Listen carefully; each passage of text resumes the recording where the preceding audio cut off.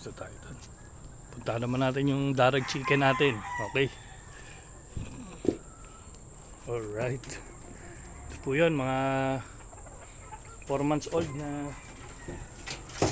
darag chicken. So, wala na silang masyadong pagkain. Lalagyan na natin mga kadarag. So, yun. Ano po, kung gaano kalawak tong ginawa ko na labat. Yan. Pinakakawalan ko sila dyan para kainin nila yung mga damo. Yan sila. Yan.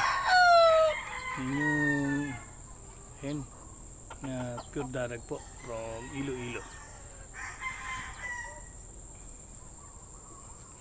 Naman yung mga tandang nasin.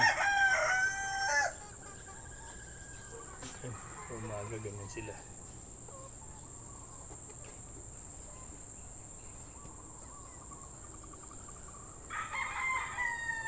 Okay.